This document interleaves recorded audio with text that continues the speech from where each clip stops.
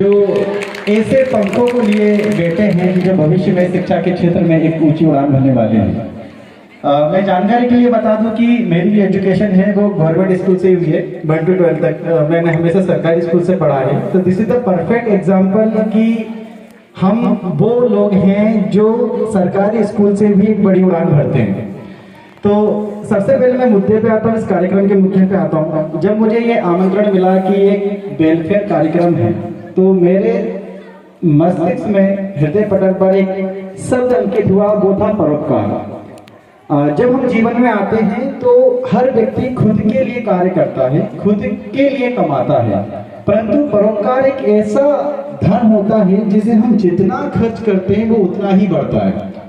क्योंकि हम हमेशा से पढ़ते आ रहे हैं, परहित सरस धर्म नहीं भाई, अर्थात दूसरों की सेवा से बड़ा परोपकार और कोई नहीं होता। दूसरों की सेवा सबसे बड़ा धर्म होता है।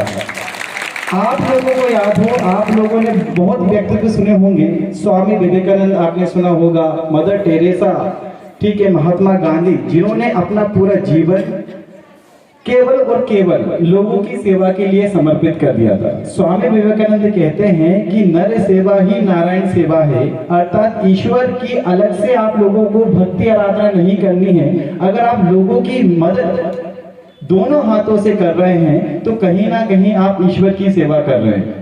तो मैं इस सोसाइटी को धन्यवाद ज्ञापित इसलिए नहीं कर रहा हूं कि उन्होंने ये कार्यक्रम किया, बल्कि मैं इसलिए धन्यवाद ज्ञापित करना चाह रहा हूं कि उन्होंने हम जैसे असंख्य लोगों को एक मैसेज दिया है कि हमें परोपकार करते रहना चाहिए। हमारे मन में परोपकार की भावना का जो बीज रोपण आप लोगों ने किया है, ये एक बहुत बड़ा मैसेज है।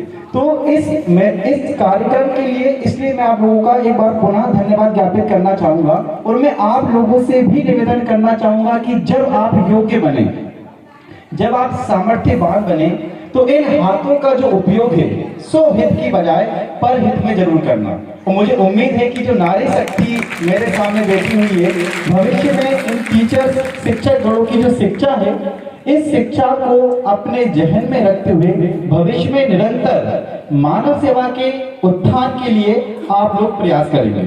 अब दूसरा, जैसा कि सर ने बताया कि मैं बाय प्रोफेशन डीएसपी हूं, बट टीचर में बाय चॉइस हूं। इट मीन्स मुझे अच्छा लगता है आप लोगों को पढ़ाना।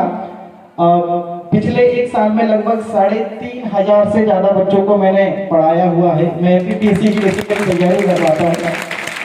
तो छिंदवाड़ा प्रतिभावान जो छात्र हैं उनकी जन्मस्थली रहा है, क्योंकि मेरे साथ ऐसे कई मित्र हैं जो मध्य प्रदेश राज्य सेवा परीक्षा पास करके आज विभिन्न पदों पर अपनी सेवाएं दे रहे हैं। बिछुआ आपके पड़ोस में ही है, वहां से अक्षय डिगर से हैं जो डिप्टी कलेक्टर हैं।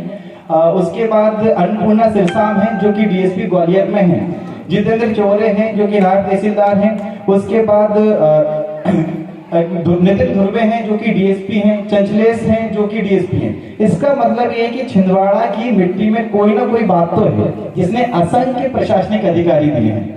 आप में से ऐसे कई लोग होंगे जो निकट भविष्य में डॉक्टर, इंजीनियर, कुछ लोग सेना में जाएंगे और कुछ भावी प्रशासनिक अधिकारियों के रूप में अपनी सेवा देंगे। परंतु जब हम वो लक्ष्य को हासिल करते हैं, तो जब कोई भी बिल्डिंग बनती है या कोई भी भवन का निर्माण होता है, उस भवन की नींव कितनी मजबूत है इस बात पर निर्भर रखता है कि वो भवन कितना बेहतर बनेगा। तो चूंकि अभी आप जिस समय अवधि में हैं, 6 to 12 तक के टाइम पीरियड में आप लोग हैं, तो आप लोगों का एजुकेशन बैकग्राउंड ये डिसाइड करेगा कि आप लोग कितनी ऊंची उड़ान भरने वाले हैं। ठीक है, तो मैं इसके लिए कभी आप लोगों को मौका मिले तो अलग से बताइएगा, क्योंकि घड़ी की सुइयां मुझे इजाजत नहीं देंगी एक लंबे व्याख्यान के लिए।